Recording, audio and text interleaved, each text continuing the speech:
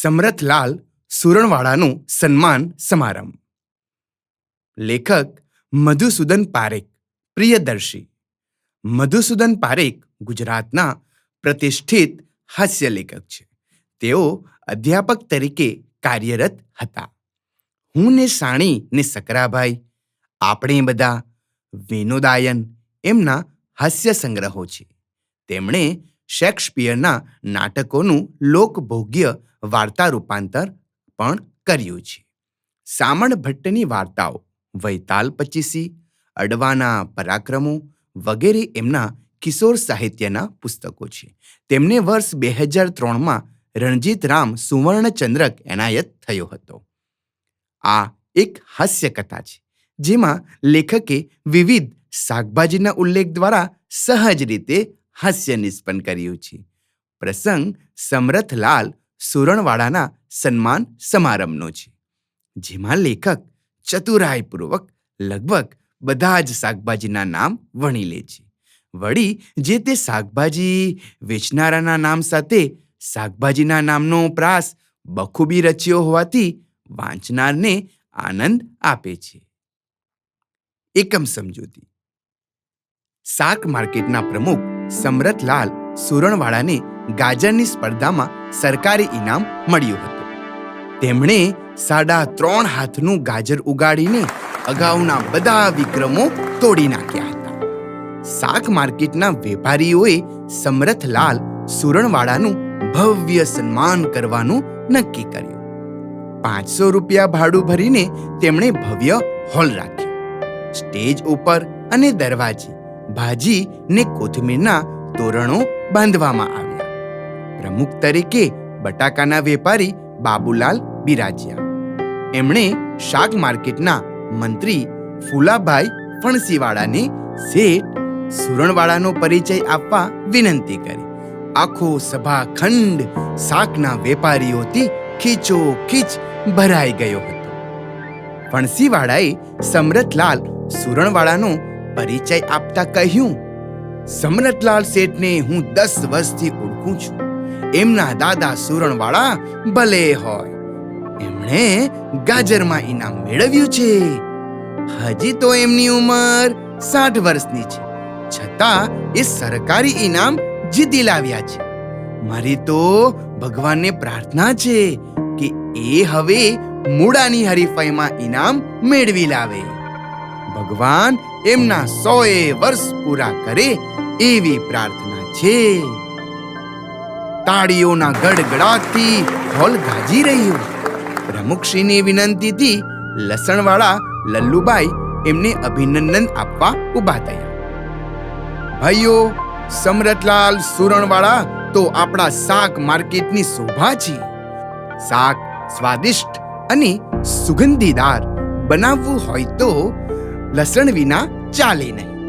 એમ શાક માર્કેટને પણ સુવાસિત કરવામાં શેઠ સમરથલાલ સુરણવાળાનો ફાળો છે. હું પ્રભુને પ્રાર્થના કરું છું કે સુરણવાળા શેઠની સુવાસ લસણની જેમ ચારે કોર ફેલાઈ જાય. એ પછી બટાકાનો હોલસેલ વેપારી બકુલાલ ઊભો થયો. તેણે કહ્યું, મારો ને સુરણવાળા શેઠનો સંબંધ અદ્ભુત છે. એ સુરણવાળા ને હું બટાકાવાળો, અમે બંને ફરાળી. શેઠનો સ્વભાવ તો મને તો બટાકા જેવો લાગ્યો છે. મોટા વેપારીથી માંડીને નાના રેકડીવાળા સાથે, પોલીસ જમાદારથી માંડીને ફોજદાર સાથે, અરે પ્રધાનથી માંડીને પટાવાળા સાથે એ તરત મિક્સ થઈ જાય છે. બટાકો જેમ રીંગણ સાથે, દૂધી સાથે, કારેલા, શક્કરિયા, અરે ટામેટા ને વટાણા સાથે મિક્સ થઈ જાય છે, તેમ આપણા સુરણવાળા શેઠ પણ બટાકાની માફક મળતાવડા છે. બીજું મારે કહેવાનું કે જેમ બધા શાકમાં બટાકો બધાનો માનીતો છે, મહિલાઓને બટાકા ભાવે, પુરુષને તો ભાવે જ ને. છોકરાઓ તો બટાકાનો સ્વાદ હોંશે હોંશે માણે. એ રીતે સુરણવાળા શેઠ પણ બધે બધાના માનીતા છે. કોથમીર વેચનારી બાઈને 5-10 રૂપિયાની ભીડ પડી હોય તોય તે શેઠ પાસે આવે. માર્કેટના ઝાડુવાળાને લગ્ન માટે લોન જોઈતી હોય તોય સુરણવાળા તૈયાર જ હોય. અને કોઈ વેપારી નાણાં ભીડમાં ફસાયો હોય તોય સુરણવાળા તેને સહાય કરે. એટલે જ હું કહું છું કે જેમ બટાકો સહુને પ્રિય છે તેમ આપણા સુરણવાળા શેઠ પણ બધામાં પ્રિય છે. આ વખતે તો તેમણે ગાજરમાં ઇનામ મેળવ્યું. હું સુરણવાળાને અપીલ કરું છું કે હવે 2 મણનો મોટો બટાકો ઉગાડીને તે બીજું ધરખમ ઇનામ જીતી લાવે. સભાજનોએ બકુલભાઈની અપીલને તાળીઓથી વધાવી લીધી. ડુંગળીવાળા ડાહ્યાભાઈ શેઠ બિરદાવતા કહે, સુરણવાળા શેઠને કોઈ ભલે લસણ સાથે સરખાવે, બકુભાઈ ભલે તેમને બટાકા જેવા કહે, પણ હું તો સમરથ શેઠને ડુંગળીના દડા સાથે સરખાવીશ. ડુંગળી એ ગરીબો માટે આશીર્વાદ છે. ડુંગળી વિના દુનિયા ડૂલ થઈ જાય. ડુંગળીને તો કસ્તુરી કહેવામાં આવે છે. બટાકાને તો બાફોય પડે. ડુંગળી તો કાચી ને કાચી ખાઈ શકાય. એનું કચુંબર થાય ને એના ભજીયા, અરે વાત કરતાય મોઢામાં પાણી છૂટી જાય. આપણા સમરથ શેઠ પણ ડુંગળીના દડા જેવા છે. એમની શાક કસ્તુરીની જેમ મહેકે છે. ડુંગળી જેમ ગરીબને ઘેર પણ જાય ને શેઠિયાઓને ઘેર પણ જાય તેમ સમરથ શેઠ પણ ગરીબોની ઝૂંપડીમાં જાય છે અને મિલ માલિકોના બંગલે પણ જાય છે. એમને કશી વાતનું અભિમાન નથી. એ પણ ડુંગળીની જેમ અનેક ઉપયોગમાં આવે તેવા પરોપકારી છે. રેલ રાહતનું કામ હોય તોય એ પહેલા અને રામ રોટલા આપવામાં પણ એ મોખરે. તો કહું છું કે શેઠજી ડુંગળીની જેમ જ ગરીબ તવંગર સહુની સેવા કરતા રહેજો. કોથમીરવાળા કરશીભાઈ કહે, સાહેબ મને 2 મિનિટ બોલવાની રજા આપો.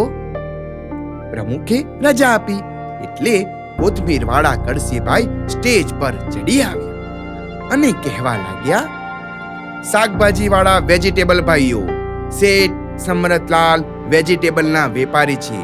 હું તો નોન વેજીટેબલ છું.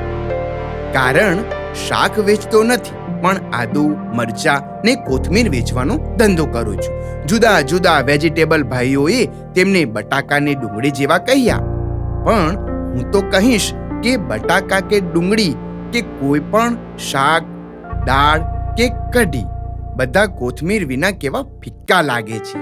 કોથમીર ન વાપરે તે અક્કલનો ઓથમીર કહેવાય છે. શાક બધા સારા, પણ મસાલો હોય તો જ શાક સ્વાદિષ્ટ બને છે. હું તો સુરણલાલ શેઠને કોથમીર જેવા જ કહું છું. એ ભલે 60 વર્ષના થયા, પણ લીલી કોથમીરની જેમ તે હંમેશા તાજા ને તાજા દેખાય છે. અને કોઈ પણ કામ કરવા બધા ભલે ભેગા થાય, પણ શેઠ ના હોય તો કામ ફીક્કું પડી જાય. શેઠ કામ હાથ પર લે એટલે કામમાં મગમગાટ આવે. બસ મારે તો આટલું જ કહેવાનું છે. શેઠ હંમેશા લીલાછમ કોથમીર જેવા રહે એવી ઈશ્વરને પ્રાર્થના કરું છું. સમરથલાલ સુરણવાળાએ સન્માનનો જવાબ આપતા કહ્યું, હું બટાકા જેવો છું કે સક્કરિયા જેવો કે ડુંગળી જેવો તેની મને તો કશી ખબર નથી. મારા ઘરમાંથી તો મને મરચા જેવો કહે છે. હું તો સીધો સાદો શાકનો વેપારી છું. સુરણવાળા મારા દાદા હતા. હું પોતે ગાજરવાળો છું. મારા જમાઈ જમરૂકના વેપારી છે. સાડાને સક્કરિયાનો વેપાર છે. અમારા આખા કુટુંબને તમે વેજીટેબલ ફેમિલી કહી શકો. આપણે બધા જ શાકના વેપારીઓ એક સાથે ભળીને પંચકુટિયા શાક જેવા સ્વાદિષ્ટ થયા છે. આપણા પરસ્પરના સહકારથી જ શાકભાજી ઊંચા આવશે એવી મને આશા છે. મેં ગાજરમાં ઇનામ મેળવીને કંઈ ભેંડો માર્યો નથી, પણ હવે 1.25 મણનું સક્કરિયું ઉગાડવાનો પ્રયત્ન છે. પ્રભુની ઈચ્છા. તમારા બધાનો ખૂબ આભારી છું.